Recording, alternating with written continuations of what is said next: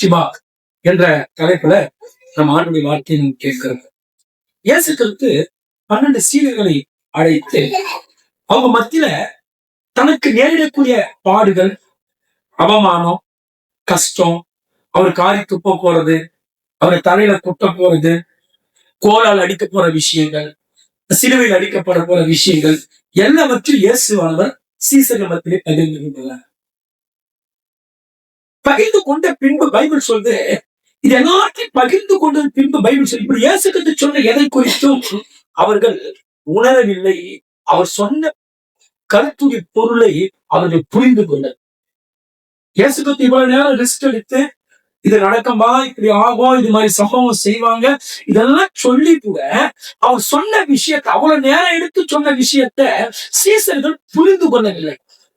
அப்போ புரிந்து கொள்ளாமல் ஆண்டவரை பின்பற்றி வருகிறார்கள். இயேசுவை பின்பற்றினவங்க நிறைய கூட்டம் இருக்கிறார்கள். ஒரு சில கூட்டம் அற்புதத்துக்காகவே இயேசுவை பின்பற்றினார்கள்.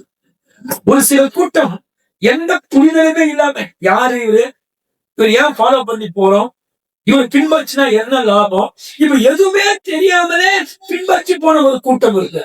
ஒரு கூட்டம் என்ன சொன்னாலும் சொல்லியா அப்படின்ற மாதிரி ஒரு கூட்டம் அவரை பின்பற்றி போனது. சில கூட்டங்களுக்கு புரிதலே இல்லை, ஏன் போறோம், எதுக்கு போறோம், ஆனா பின்பற்றி போனாங்க. ஆனா என்ன ஆச்சுன்னா, இயேசு யார், எங்கிருந்து வந்தவர், எதற்காக அவர் பாடுபட வேண்டும், அவர் பாடுபட்டதினாலே என்ன நன்மைகள் ஏற்படும், இது எதையுமே புரிந்து கொள்ளாமல் பின்பற்றினார்களே. அவர்கள் ஒரு நேரம் வரும்போது அப்படி இடறி போய்விட்டார்கள். ஆனால் அவர் யார், எங்கிருந்து வந்தார், எதற்காக வந்தார், என்ன செய்ய வந்தார், நான் அவருக்கு என்ன செய்ய வேண்டும், கிறிஸ்தவ வாழ்க்கைனா என்ன, கிறிஸ்துனா யாரு, கிறிஸ்துவின் பிள்ளைகள் என்றால் யாரு, இதை சரியாய் புரிந்து கொண்டார்களே. அவர்களுக்கு கஷ்டம் வந்தது, பாடுகள் வந்தது, அவமானம் வந்தது, ஆனாலும் கர்த்தரை பின்பற்றி போய்கொண்டே இருந்தார்.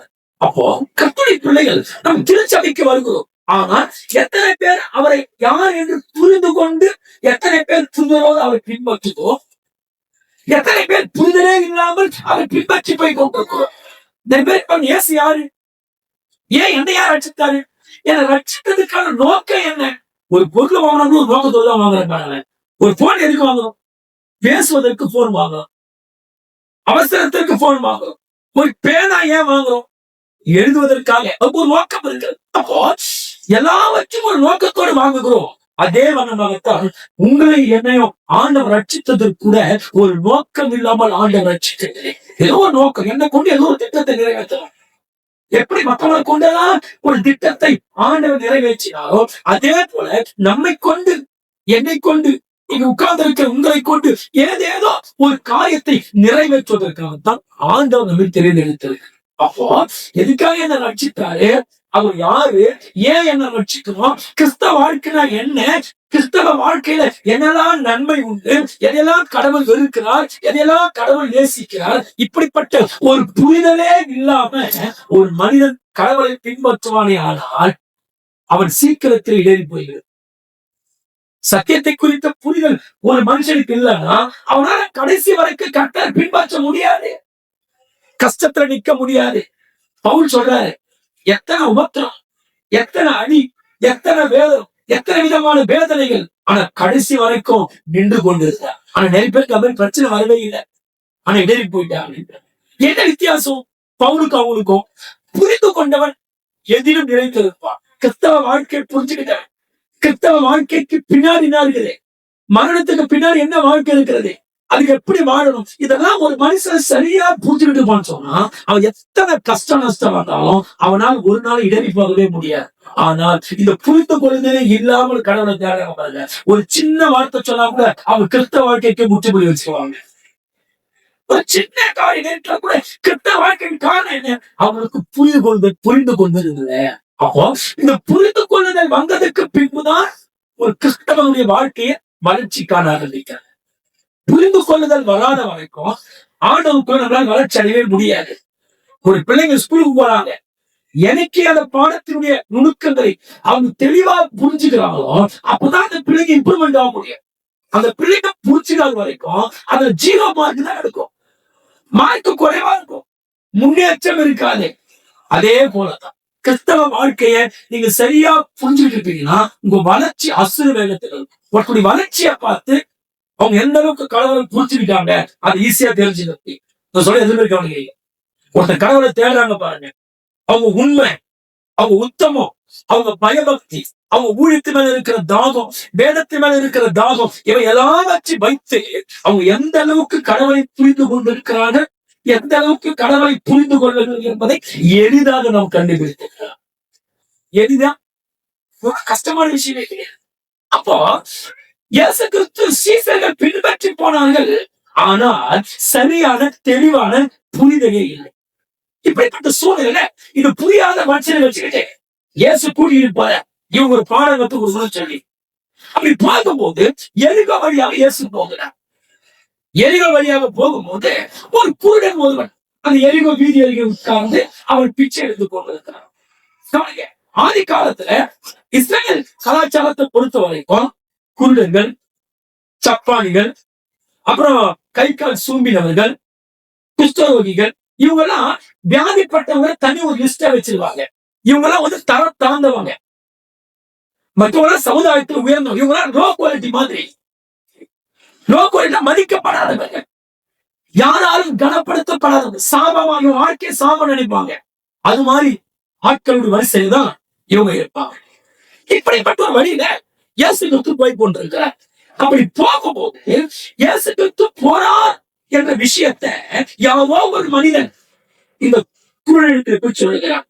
நிறைய சத்தம் கேட்குது, அந்த சத்தத்துக்கு முன்னாடி ஒரே சத்தமா இருக்குது அப்படின்னு சொல்லும்போது இயேசு போறாருப்பா பைபிள் சொல்லுது. அப்ப அவங்க சொல்றான், நசரேயனாகிய இயேசு போகிறார் என்று அவனுக்கு யாரோ ஒருவர் அறிவித்தார்கள். யாரோ ஒருத்தர் தான் சொல்றாங்க. இப்படி அறிவித்த உடனே அவன் அதை கேட்டு, இயேசுவே தாவீதின் குமாரனே எனக்கு இரங்கும் என்று கூப்பிட்டான். கவனிங்க, என்ன வித்தியாசம் பாருங்க.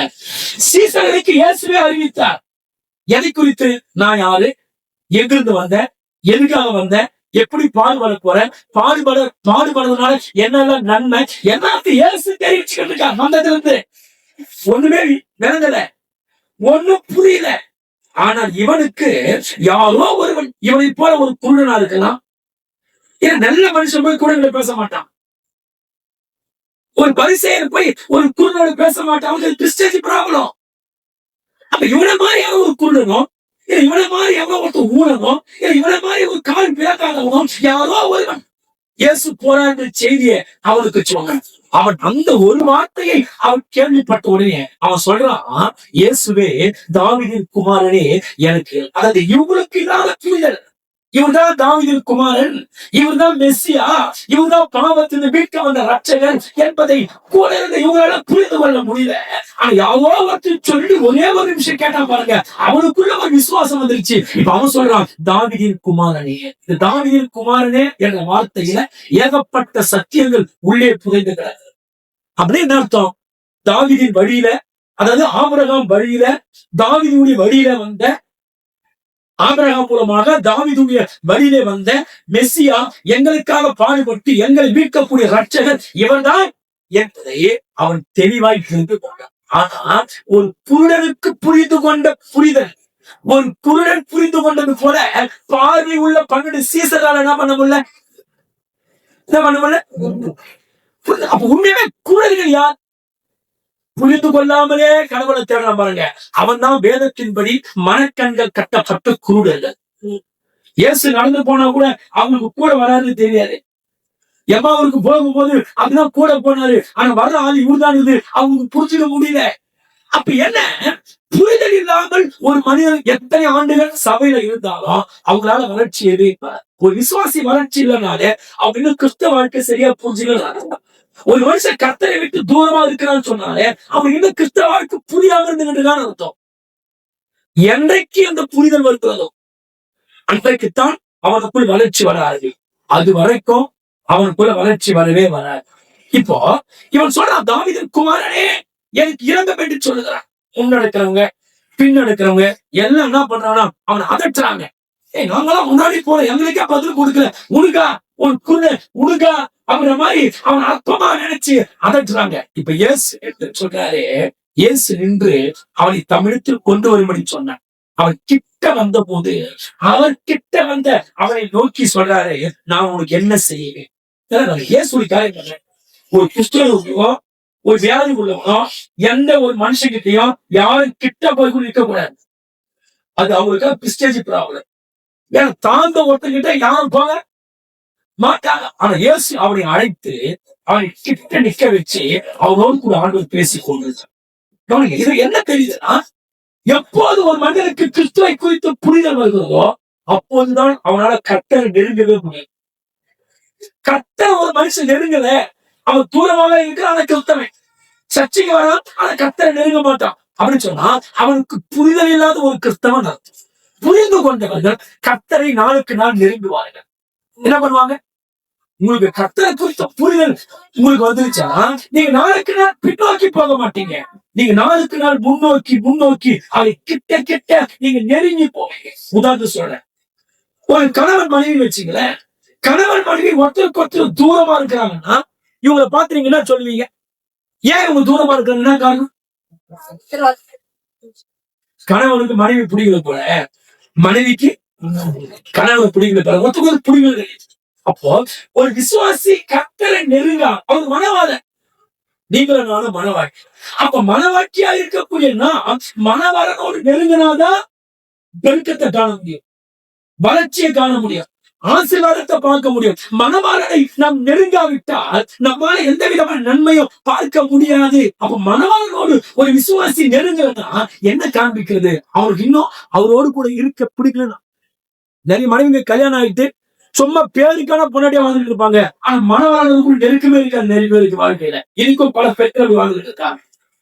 அப்போ நீ ரட்சிக்கப்பட்டோம், நீ ஞானஸ்தானம் எடுத்தோம், இயேசுன்ற பேரை சொல்லியும் சர்ச்சில உட்கார்ந்து இருந்தோம், நீ கர்த்தரை நெருங்கல, நெருங்கி வரத்துக்கு உங்க விருப்பம் இல்லைன்னு சொன்னா உனக்கு மனசளவு பிடிக்காம தான் இருக்குன்னு அர்த்தம்.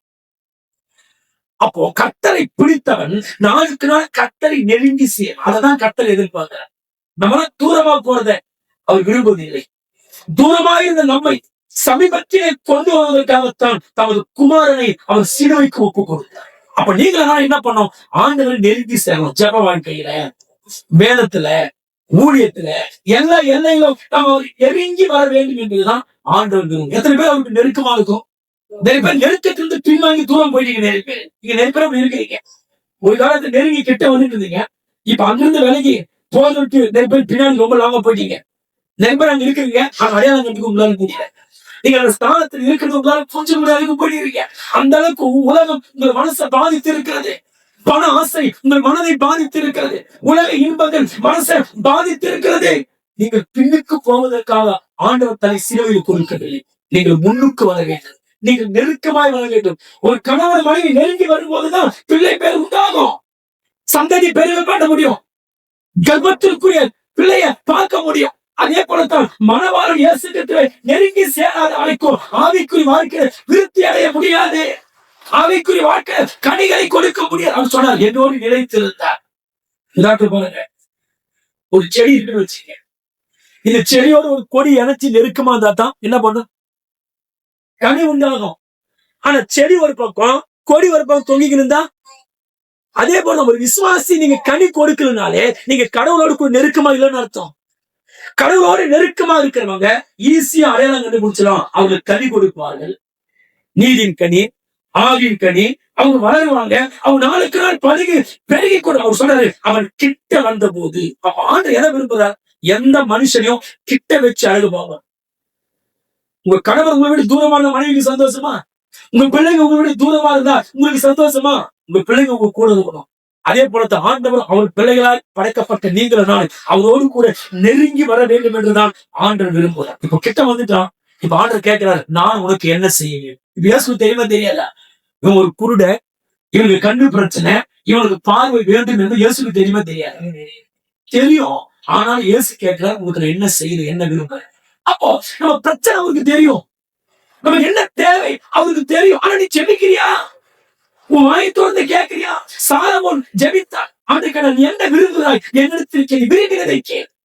அவன் என்ன விரும்பினான்? ஞானமான ஆண்டவரே, நான் ராஜ்யத்தை செய்ய போறேன், எனக்கு ஞானம் இல்லை, எனக்கு ஞானத்தை தான். அப்போ ஒரு மனிதன் ஆண்டவர் அவனுக்கு கொடுக்க வேண்டுமானால் விரும்பாதவனுக்கு ஆண்டு கொடுக்க மாட்டான். விருப்பம் இல்லாத மனுஷன் கொடுக்க மாட்டார்.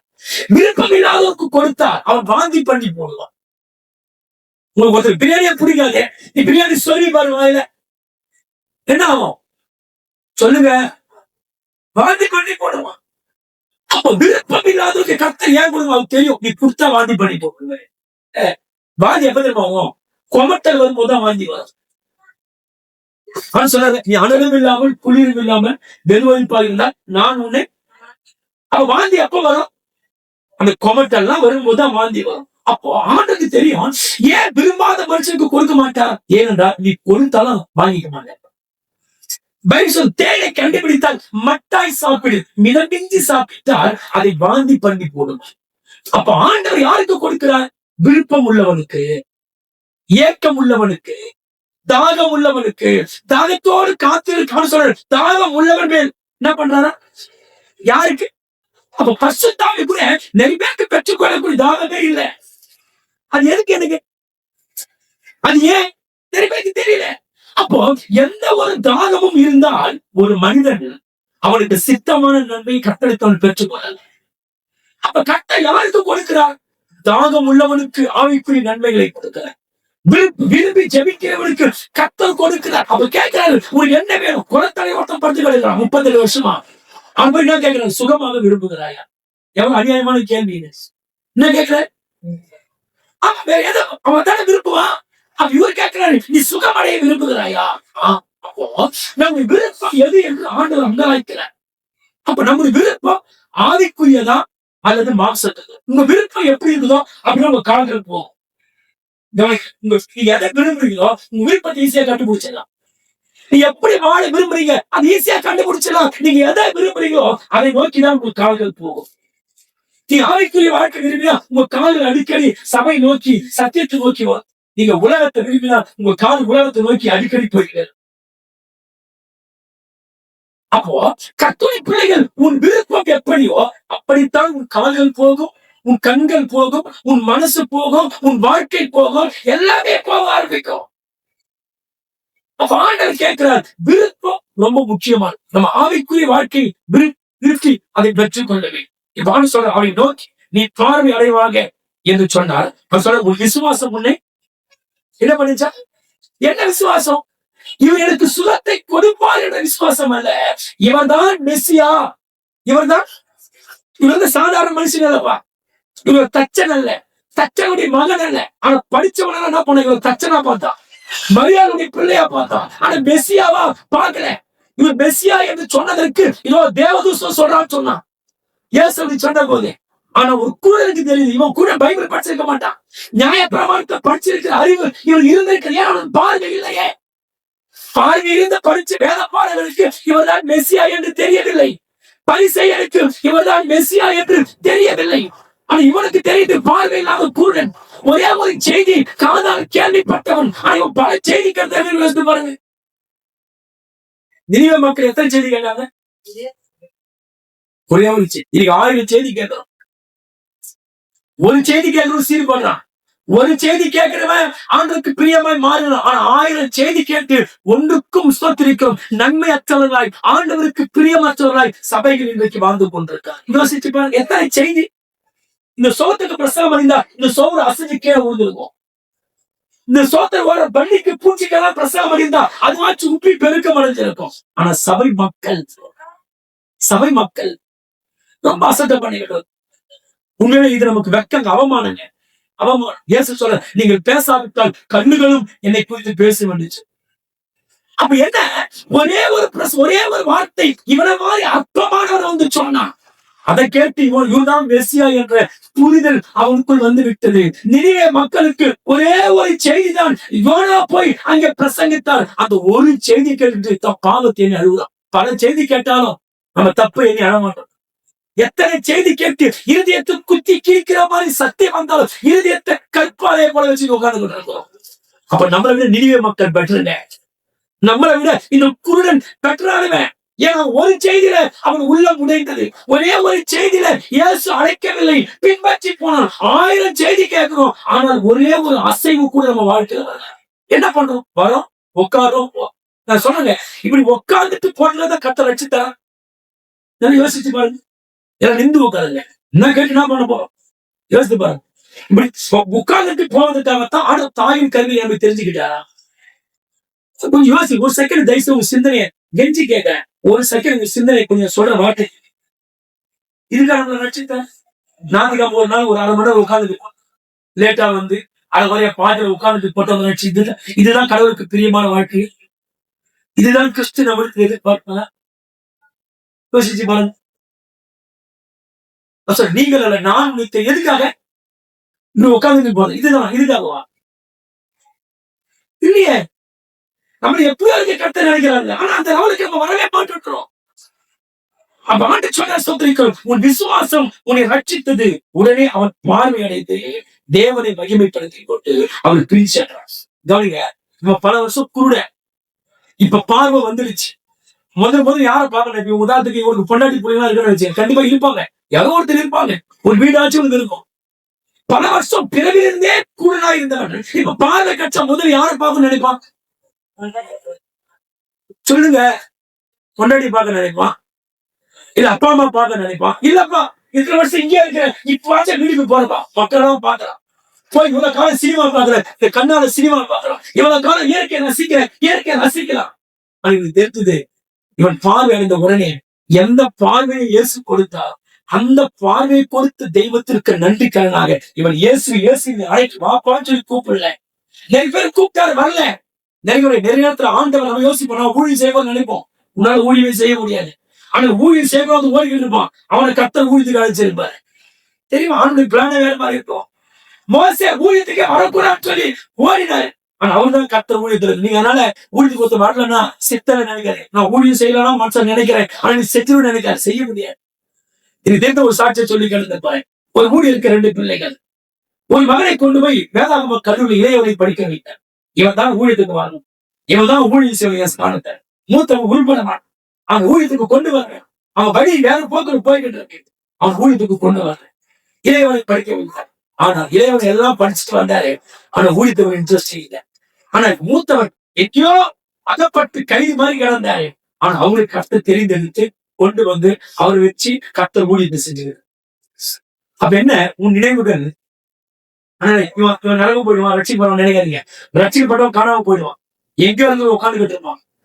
அப்ப என்ன, இவன் சுகமானான். அந்த சுகமானதற்கு அடையாளமாக எனக்கு உதவி செய்த, நன்மை செய்த அந்த தெய்வத்தையே நான் பின்பற்றி போகிறேன் என்று தேவ சித்தத்தை புரிந்து கொண்டு அவரை பின்பற்றினார். அப்போ ஆண்டவரை பின்பற்றாமல் 1000 பேர் வந்தாலும் அவங்களால ஒரு யூஸ் இல்லை. நான் சொல்றேன், ஒரே ஒரு ஆள் ஆண்டவரை நீங்க புரிஞ்சுக்கிட்டீங்களா? அந்த புரிந்து கொண்ட மனுஷனை கொண்டுதான் ஆண்டவர் ரட்சிப்பு கொடுத்தார். அந்த புரிந்து கொண்ட மனுஷனை கொண்டுதான் ஆண்டவர் மாற்றத்தை கொடுப்பார். அந்த புரிந்து கொள்ளல் இன்னைக்கு சபைகளுக்குள் இல்லாதபடியெல்லாம் சபைகளிலே வளர்ச்சி இல்லை. அவன் பிள்ளைங்க ஏன் வளர்ச்சி அடையல? பிள்ளைகளுக்குள்ளே புரிதல் இல்லை. என் பொண்டாட்டியை ரசிக்கப்பட்டான், ஆனா வளர்ச்சி இல்லை. அவளுக்குள்ளே புரிதல் இல்லை. என் புருஷன் ரசிக்கப்பட்டான், சர்ச்சைக்கு வந்தான், ஆனா வளர்ச்சி இல்லை. அவனுக்குள்ள புரிதல் இல்லை. அப்போ ஒரு மனிதனுக்குள்ள ஆண்டவரை அறிகிற புரிதல் ஒரு மனுஷனுக்குள் இருந்து விட்டால் அவனால வளர்ச்சி இல்லாம இருக்கவே. அப்ப சபை வளர்ச்சி இல்லாததுக்கு காரணம் என்ன? இன்னும் கிறிஸ்தவ வாழ்க்கை உங்களுக்கு புரியல. சபை தான் வந்துட்டு இருக்கோம், பைபிள் தான் படிக்கிறோம், அதுதான் கேட்கிறோம், ஆனாலும் புரியவே மாட்டேங்குது. மற்றதெல்லாம் புரியுது, ஆனா இது நமக்கு புரியவே மாட்டேங்குது. புரிச்சுக்காத மாதிரி நம்ம போயிருக்கோம். ஆனால் கர்த்தருடைய இந்த குருடன் புரிந்து கொண்டால் வேத சொல் பார்வை அடைந்தவனாய் அவரை பின்பற்றி போனார். என்ன பண்ணாங்க? என்ன பண்ணா? அவரை பின்பற்றி அவரை புகழ்ந்து கொண்டே போனார். இதாங்க, இதுதான் கடவுள் பண்ணி எதிர்பார்க்க. அவர் செஞ்ச நன்மைக்கு நீங்க காணிக்க கொடுக்கிறது பெருசு. உங்களையே கொடு. நன்மை செஞ்சா நல்லா காணிக்க வச்சுக்காண்டாரு. அவர்தான் கடன்காரனா. அப்ப கடனை நல்லா போட்டு நீ எங்க ஓட போற? ஒரு மாதிரி கூடு, ஏதோ ஒரு தூரம் ஏதோ போட்டு நீ எங்க போற? இவன் தன்னையே இதுதாங்க விளையாட பெற்ற காலம். தன்னை கொடுத்தவன் கர்த்தருக்கு எல்லாவற்றையும், ஆனா தன்னை கொடுக்காதவன் கர்த்தருக்கு எதையும் கொடுக்க மாட்டேன். நீங்க உண்மையிலே கர்த்தருக்கு உங்களை கொடுத்திருந்தா உங்க நேரத்தையெல்லாம் கர்த்தருக்கு கொடுத்து. நான் ஒரு நாளைக்கு குறைஞ்சது 10 மணி நேரம் வச்சோம் படிப்புக்கு நான் செலவு பண்றேன். குறைஞ்சது 10 மணி நேரம் வச்சு படிப்புல செலவு பண்றேன். குறைஞ்சது சொல்றேன், ஒரு நாளைக்கு குறைஞ்சது மினிமம் ஒரு 5 மணி 6 மணி நேரம் படிப்புக்கு டெய்லி செலவு பண்றேன். ஒரு ஜபத்துக்கு நம்மளால கொஞ்ச நேரம் செலவு பண்ண முடியுதா? ஒரு வேத வாசிப்புக்கு நம்மளால கொஞ்ச நேரம் செலவு பண்ண முடியுதா? அப்போ தன்னை நீ கொடுத்திருந்தால் உன் நேரத்தை கொடுத்து, உன்னை கர்த்தருக்கு நீ கொடுக்காதபடியாதான் நேரத்தை கொடுக்க முடியவில்லை. இவன் தன்னை கொடுத்தான், கர்த்தரை பின்பற்றி நேரம் பெற்ற ஆத்மா கர்த்தருக்கு வந்தான். நான் சொல்றேன், புரிதல் இல்லாமல் நீங்க எத்தனை காலம் சபையில் இருந்தால் எந்த யூஸ் இல்லையா? புரிந்து கொள்ள உங்களை ரட்சிக்கிறதுக்கு ஒரு நோக்கம் இருக்கு. இவங்க உட்கார்ந்து இருக்கீங்கன்னா அது ஒரு நோக்கம் இருக்கு. உங்களை கொண்டு ஏதோ ஒண்ணு செய்ய இருக்கிறார். ஆனா அதுக்கு நீங்க இடம் கொடுக்க மாட்டேன்றீங்க.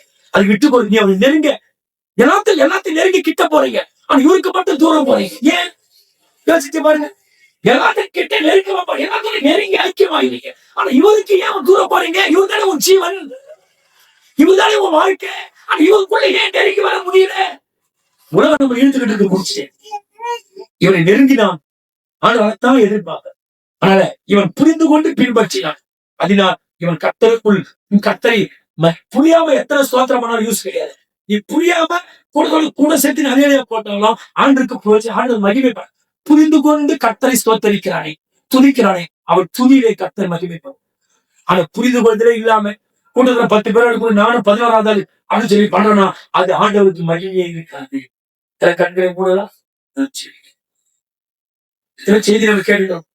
அந்த குருடன் ஒரே ஒரு செய்தி தாங்க, அது இயேசு ஒரு பிரசங்கிக்கிற யாரோ இவனை மாதிரி ஒரு அவன் பார்வை அற்றவன அவன் இருந்துட்டு ஒரு சப்பானி இருந்திருக்கான். அதனால தான் அவன் கண்ணில் பார்க்கிறான் இயேசு போறாரு.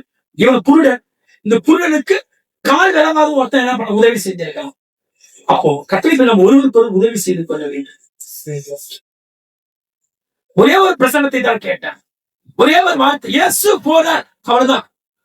இது ஒரே ஒரு வார்த்தை எத்தனை பேருக்கு தாவீது குமாரனே எங்கேயோ போயிட்டான், ஆரம்ப ஸ்டேஜுக்கு போயிட்டான். ஸ்திரீ வித்து என்று சொன்னாரே அந்த இடத்துக்கு போயிட்டாங்க. ஆபிரகாமின் வழியில வந்த வழி தோன்றலாக யாக்கோபிற்கு உதித்த ஒரு நட்சத்திரமாக அதை பார்க்க ஆரம்பித்தேன். எத்தனை விசுவாசம் ஒரு குழுக்கும்.